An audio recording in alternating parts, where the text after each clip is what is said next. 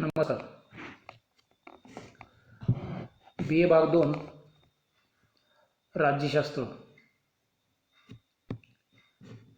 Paper number 4 भारतीय राजकीय विचारवंत भाग 1 या पेपरमधील आपण पहिले प्रकरण पाहतो आहोत. म्हणजे पहिला विचारवंत कौटिल्य या विचारवंताची काही विचार आपण या ठिकाणी पाहतो आहोत. त्यामध्ये राज्याचे स्वरूप म्हणजेच राज्याच्या निर्मितीचे जे सिद्धांत कौटिल्याने मान्य केलेले आहेत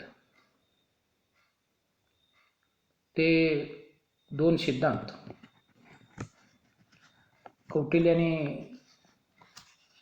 या ठिकाणी आपल्या अर्थशास्त्र या ग्रंथामध्ये विविध ग्रंथांच्या आधारे सांगितलेले आहेत. कौटिल्याच्या बळी तो कानपिळी अशा प्रकारचा जो न्याय राज्यामध्ये निर्माण होतो त्या दृष्टिकोनातून त्याने सिद्धांत सांगितलेला आहे. त्यामध्ये दैवी सिद्धांताचा उल्लेख तसंच दैवी सिद्धांताच्या आधारे राजाची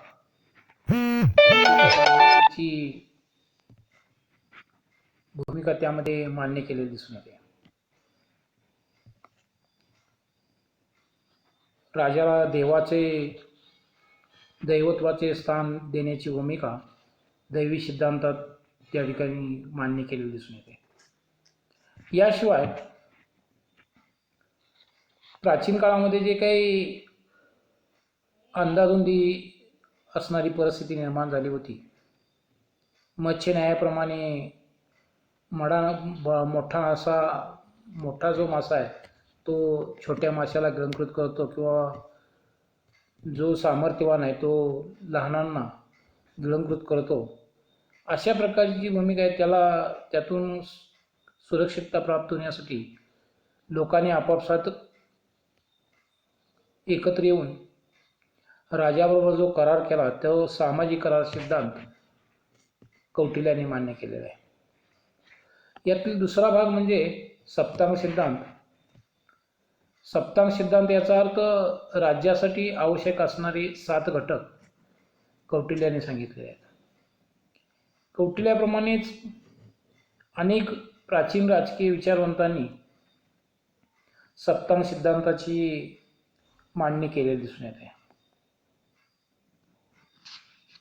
कौटिल्याने आपल्या अर्थशास्त्र या ग्रंथात अनियंत्रित राजेशाही शासन पद्धतीचा स्वीकार केला असला तरी त्याने चंद्रगुप्त मौर्याच्या वेळी साम्राज्याचा विस्तार करत असताना जनतेशी राजाने कसे वागावं या दृष्टिकोनातून राजावरती काही मर्यादा येतात ही भूमिका त्यामध्ये दिसून येते की अनियंत्रित राजेशाहीचा जरी पुरस्कार केला असला तरी सुद्धा राजाने जनहिताचा कारभार करावा अशा प्रकारची भूमिका त्याने मांडलेली आहे. कौटिल्याने राज्याचा सप्तांग सिद्धांत सांगत असताना 7 घटकांची आवश्यकता राज्य निर्मितीसाठी आवश्यक असते अशी भूमिका मांडली आहे. त्यामध्ये स्वामी, अमात्य, जनपद, दुर्ग, कोश, दंड आणि मित्र अशा 7 घटकांची राज्याच्या निर्मितीसाठी आवश्यकता असते किंवा राज्याचे आवश्यक घटक म्हणून कौटिल्याने सप्तांग सिद्धांत सांगितले. यामधील दुसरा भाग येतो तो म्हणजे राजा आणि त्याचे प्रशासन, मंत्रिमंडळ, मंत्री परिषद. कौटिल्याने अनियंत्रित राजेशाहीचा पुरस्कार केलेला आहे. कौटिल्याने अर्थशास्त्र या ग्रंथात राजा, युवराज, राजाची कर्तव्य, मंत्री, अमात्य, मंत्रिमंडळ, व राज्याचे प्रशासन इत्यादी विषयक सविस्तर विवेचन केलेलं आहे. त्यामध्ये राजा या घटकाची आपण सुरुवातीला माहिती घेणार आहोत. राजाने आपल्या अर्थशास्त्र कौटिल्याने आपल्या अर्थशास्त्र या ग्रंथामध्ये अनियंत्रित राजेशाही स्पष्ट केले असून राजा व राजाची कर्तव्ये या गोष्टींना अधिक महत्त्व दिलेले आहे. अर्थशास्त्राच्या प्रत्येक अधिकरणात राजाचा उल्लेख आढळतो. त्याने राज्याचा सप्तांग सिद्धांत मांडून राजा या अंगाचे महत्त्व व आवश्यकता सांगितलेली आहे. विशेषतः अर्थशास्त्राच्या पहिल्या प्रकरणात राजाविषयी अधिक सविस्तर विचार मांडलेले दिसून येतात. राजा कसा असावा, राजाची कर्तव्ये कोणती असावीत याविषयी कौटिल्याने मांडलेले विचार नीतिबोधासारखे वाटतात. राजाचे वर्तन निरंतर प्रजेच्या हितासाठी असावे या उपदेशातच अर्थशास्त्राचा सार आढळून येतो. कौटिल्याच्या मते राजाने स्वतःचे व्यक्तिमत्व प्रजाजनासाठी इतके संलग्न केले पाहिजे की प्रजेचे सुख तेच आपले सुख व प्रजेचे हित तेच आपले हित अशी प्रजाहिताची उच्च भावना सदैव जागृत ठेवून राज्यकारभार करावा, असा कौटिल्याने उपदेश अर्थशास्त्र या ग्रंथाच्या 12व्या अध्यायामध्ये केलेला दिसून येतो. तसेच पहिल्या प्रकरणामध्ये केलेला दिसून येतो.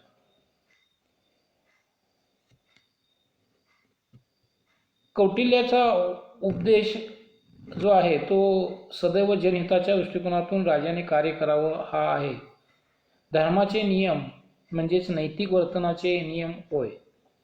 त्याचे उल्लंघन राजाने केवळ वैयक्तिक सुखासाठी करू नये असा कौटिल्याचा अभिप्राय आहे. कौटिल्याच्या मते राजा हा सार्वभौमशाली असा सत्ताधारी असून प्रजा त्याच्या नियंत्रणाखाली निमूटपणे कार्य करीत असते. राजा अनियंत्रित अमर्यादित असा निरंकुश सत्ताधारी असतो.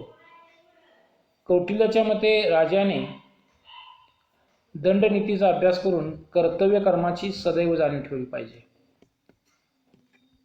कौटिल्याच्या मते वेदविद्या, वार्ता, दंडनीती,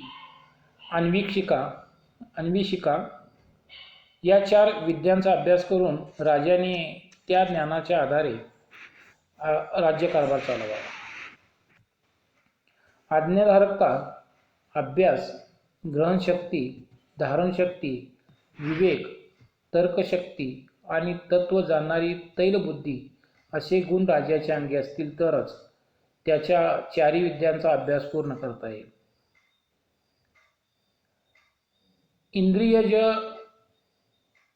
इंद्रिय जयापासून विद्या व विनय हे प्राप्त होतात. म्हणून काम, क्रोध, लोभ, मद व हर्ष या 6 शत्रूंचा राजाने त्याग करावा. राजाने आत्मसंयम करून क्रोधादी षड्रिपूंच्या स्वाधीन न होता स्वकुलाचे व राष्ट्राचे रक्षण करावे. कौटिल्याच्या मते राजा हा आदर्श असावा. राजाच्या अंगी सत्यप्रियता, चारित्र्य, नैतिकता, धार्मिकता, शौर्य, तत्परता, कार्यकुशलता इत्यादी गुण असावेत. एकवचनी, व्यसनमुक्त, तीव्र स्मरणशक्ती असणारा असा राजा राज्याचे रक्षण करण्यास समर्थ ठरतो. उच्चकुलीन, शूर, बुद्धिसंपन्न, उदार, दूरदर्शी, उत्साही असा राजाच प्रजेचे संरक्षण व संवर्धन करू शकतो. राजाने स्त्री, जुगार, मदिरा यापासून अलिप्त असले पाहिजे. राजाचे नैतिक वर्तन जेवढे शुद्ध व उच्च प्रतीचे असते तेवढ्या प्रमाणात प्रजेचे वर्तन नैतिक बनू शकते. कारण राजाचेच अनुकरण प्रजा करीत असते. राजा हा कालाचे कारण म्हणजेच नवीन परिस्थिती उत्पन्न करणार असतो. त्याचा आचार जसा असेल त्याप्रमाणे चांगली किंवा वाईट परिस्थिती उत्पन्न होईल. म्हणून राजाने स्वधर्माचे अत्यंत काळजी घेतली पाहिजे. राजाची दिनचर्या कशी असावी यासंबंधी कौटिल्याने अर्थशास्त्र या ग्रंथाच्या पहिल्या अधिकरणाच्या 21व्या अध्यायात स्पष्ट केलेला आहे. बालपणापासून राजपुत्राचे संगोपन वा शिक्षणाची जबाबदारीने पार पाडले असता राज्यासाठी आदर्श राज्य निर्माण होऊ शकतो.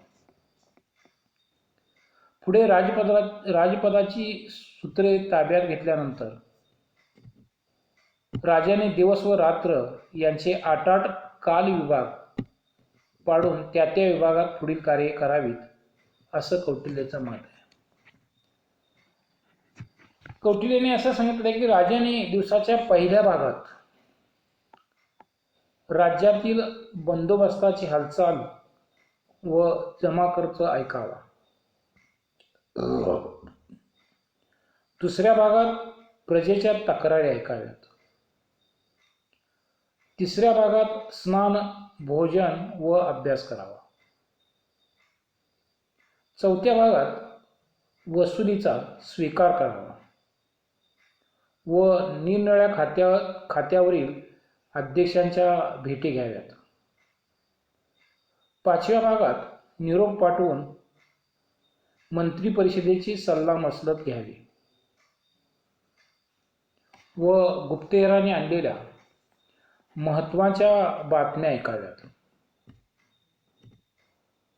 6व्या विभागात स्वच्छंद विहार करावा किंवा मसलत करावी, चर्चा करावी. 7व्या विभागात हत्ती, घोडे, रथ, योद्धे यांची पाहणी करावी व दिवसाच्या 8व्या आणि शेवटच्या विभागात सेनापतीबरोबर युद्ध चर्चा करावी किंवा युद्धाविषयी चर्चा करावी. त्यानंतर संध्याकाळ झाल्याबरोबर संध्या करावी. रात्रीच्या पहिल्या भागात गुप्तहेरांची भेट घ्यावी. दुसऱ्या भागात स्नान, भोजन व अभ्यास करावा. रात्रीच्या तिसऱ्या भागात अंतपुरात प्रवेश करावा व गीत वाद्य श्रवण करावे. 4थ्या व 5व्या भागात शयन करावे. 6व्या भागात गीत वाद्यांच्या आवाजाने जागे होऊन शास्त्र व इति कर्तव्यता यांचे चिंतन करावे. 7व्या भागात गुप्त मसलत करून हेरांना कामे देऊन त्यांची रवानगी करावी. 8व्या भागात आचार्य व पुरोहित यांच्याकडून स्वस्ती वाचन करून घ्यावे. नंतर राजवैद्य, ज्योतिषी यांची भेट घेऊन राजदरबारात प्रवेश करावा. अशा रीतीने राजाने आपल्या शक्तीप्रमाणे दिनचर्येच्या कार्यक्रमात व विभागात बदल करावेत असे कौटिल्याचे मत होते. राजाची दिनचर्या सांगितल्यानंतर कौटिल्याने राजाचे कार्य किंवा कर्तव्य यासंबंधी विवेचन केलेले आहे. कौटिल्याने सप्तांग सिद्धांत मांडून राजे हे अंग महत्त्वाचे आवश्यक आहे असे सांगितले आहे. राजा हा इतर घटकांचा म्हणजेच अमात्य, जनपद, दुर्ग, कोश, दंड आणि मित्र या घटकांचा योग्य प्रकारे वापर करून राज्यव्यवहार पाहतो, म्हणून त्यासाठी राजा हा कर्तव्यशील, उद्योगी, प्रजाहित दक्ष असा असावा लागतो. राजाने कोणती कर्तव्य पार पाडावीत याबाबतीत अर्थशास्त्र या ग्रंथात कौटिल्याने सविस्तर वर्णन केलेले आढळते. प्रजेच्या हितासाठी राजाने पुढील कर्तव्य पार पाडावीत असे कौटिल्य म्हणतो. त्यामध्ये पहिलं कार्य परचक्रापासून राज्याचे संरक्षण करावे. प्राचीन कालखंडापासून ते आधुनिक कालखंडापर्यंत राजा किंवा राष्ट्रप्रमुखाने परकीय राष्ट्रापासून राज्याचे संरक्षण करावे हे कर्तव्य असल्याचे आपणास दिसून येते. कौटिल्याने त्या कालखंडामध्ये म्हणजे इसवी सन पूर्व 4थ्या शतकामध्ये राजाचे हे कार्य महत्त्वपूर्ण मानलेलं आहे. परचक्रापासून किंवा परराष्ट्रापासून राज्याचे संरक्षण करणे, त्यासाठी शेजारच्या राष्ट्राकडून होणारे आक्रमण टाळण्यासाठी सैन्य दलाची उभारणी योग्य प्रकारे ठेवणे, बाह्य व अंतर्गत धोक्यापासून प्रजेचे रक्षण करणे, त्यासाठी परराष्ट्राशी राजनैतिक संबंध प्रस्थापित करणे. दुसरं जे कर्तव्य आहे तो म्हणजे धर्मरक्षण. प्राचीन कालखंडामध्ये राज्य आणि धर्म यांचे परस्पर संबंध असत. त्यामुळे कौटिल्याने धर्माचे रक्षण हे राजाचे कर्तव्य मानलेले आहे. प्रजेस 4 पुरुषार्थांची प्राप्ती करून देण्यासाठी प्रयत्नशील असावे. धार्मिक तत्वांचे आचरण योग्य प्रकारे होऊन समाजव्यवस्था स्थिर ठेवण्यासाठी राजाने प्रयत्नशील असले पाहिजे. तिसरं जे कार्य आहे ते म्हणजे प्रजेचे पालन करणे. प्रजेच्या जीविताचे, वित्ताचे रक्षण करणे, प्रजेच्या हिताच्या दृष्टीने त्यांच्या उपजीविकेची साधने उपलब्ध करून देणे, नवीन प्रदेश लागवडीखाली आणणे, गुरे चरण्याची सोय करणे, खाणी, जंगले, व्यापार, किल्ले बांधणी अशी कामे करणे, तसेच प्रजेच्या मनोरंजनाची सोय करणे. चौथं जे कार्य आहे ते म्हणजे अंतर्गत शांतता राखणे. ज्याप्रमाणे राज्याचे परकीय आक्रमणापासून संरक्षण करणे हे जसं महत्त्वपूर्ण कार्य आहे, तसंच राज्यांतर्गत शांतता सुव्यवस्था राखणे हे सुद्धा राज्याचे एक महत्त्वपूर्ण कार्य मानलं जातं. आपल्या राज्यातील समाजकंटक, गुन्हेगार, चोर, शत्रुपक्षाचे हेर, गुप्तहेर इत्यादींचा शोध घेऊन त्यांचा बंदोबस्त करणे, मत्स्यन्याय, बळी तो कानपिळी अशी परिस्थिती निर्माण होऊ नये याविषयी जागरूक राहणे, राज्यातील सर्व प्रकारच्या म्हणजे सर्व वर्णाच्या लोकांना समानतेची वागणूक देणे, त्यांच्यावर अन्याय होत असेल तर त्याबाबत न्यायदानाची व्यवस्था करणे. 5वं जे कार्य आहे तो म्हणजे प्रदेशाचे वसाहतीकरण करणे. शत्रुपक्षाकडून जिंकून घेतलेल्या प्रदेशात गावे वसविणे, किल्ले बांधणे, रस्ते बांधणी करणे, तलावांची निर्मिती करणे अशी कामे करणे. नवीन जमीन लागवडीखाली आणून लोकांना काम देणे. 6वं जे कार्य आहे राज्याचं ते म्हणजे नैसर्गिक व दैवी आपत्तीपासून राज्याचे संरक्षण करणे. पूर, अग्नी, रोगराई, दुष्काळ अशा संकटापासून राज्याचे प्रजेचे रक्षण करणे. अशी आपत्ती आली असता प्रजेचे पालन रक्षण स्वपुत्राप्रमाणे करणे.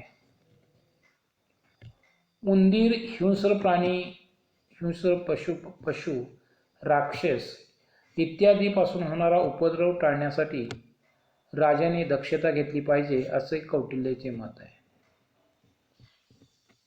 7वं जे कार्य ते म्हणजे प्रदेश प्राप्ती करणे. हे राज्याचे महत्त्वाचे कर्तव्य आहे. याविषयी कौटिल्याने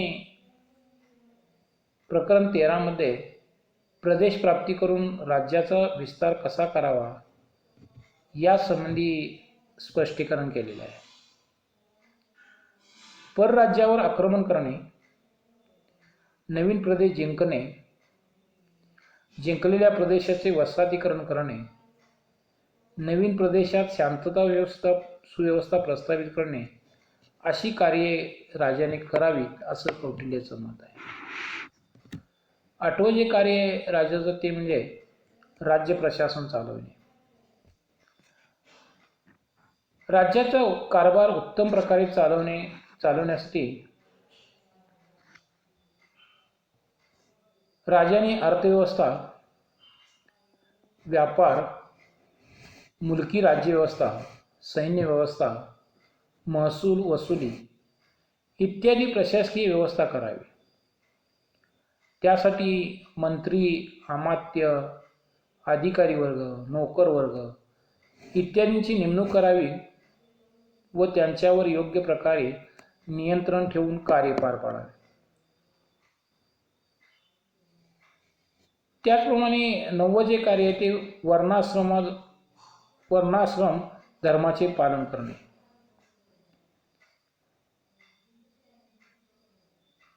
हे राजाचे प्रमुख कर्तव्य आहे. धर्मसूत्राप्रमाणे सर्व प्रजेचे प्राणीमात्रांचे रक्षण करणे, प्रजेकडून वर्णाश्रम धर्माचे पालन करणे, जे धर्मतत्वांचे उल्लंघन करतील ते दोषी समजून त्यांना शिक्षा करणे, पुरोहित, धर्मगुरू यांच्या सल्ल्यानुसार वागून राजाने शास्त्रानुसार वर्णाश्रम धर्माचे पालन करावे. वरीलप्रमाणे राजाने प्रजेच्या हितासाठी कर्तव्य पार पाडावी असं कौटिल्याचं मत होतं. कौटिल्याने अर्थशास्त्र या ग्रंथात कर्तव्य परायणतेवर फार मोठा भर दिलेला आहे. त्याच्या मते राजाने आपली कर्तव्ये पार पाडून प्रजेचे हित साधावे.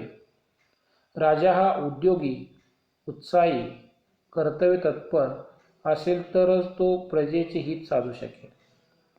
याचप्रमाणे राजाच्या बाबतीत माहिती घेत असताना आपल्याला भावी राजा म्हणजेच युवराज याच्याविषयी सुद्धा थोडक्यात माहिती घेणं आवश्यक आहे. कौटिल्याने आपल्या अर्थशास्त्राच्या पहिल्या प्रकरणात युवराज पदाविषयी वर्णन केलेलं आहे. राज्याच्या पश्चात राज्यावर बसणारा जो पुरुष त्यास राज्यकारभाराची माहिती मिळवण्यासाठी काही कालपर्यंत सरकारी कामे करावयास लावणे हा त्या काळी प्रघात किंवा प्रथा होती. अशा रीतीने काही काळ उमेदवारी केल्यानंतर राज्याभिषेक होऊन त्यास युवराज हे पद मिळत असे. कौटिल्याच्या मते युवराज हा राजाचा ज्येष्ठ मुलगा असतो. त्यास बालपणापासून धर्मशास्त्र, युद्धशास्त्र व राज्य प्रशासन याविषयीचे शिक्षण दिले जात असे. धर्मग्रंथ, वेद, तर्कशास्त्र, नीतिशास्त्र, इतिहास इत्यादी विषय त्यास शिकवले जातात. तो बुद्धिमान, गुणसंपन्न असतो.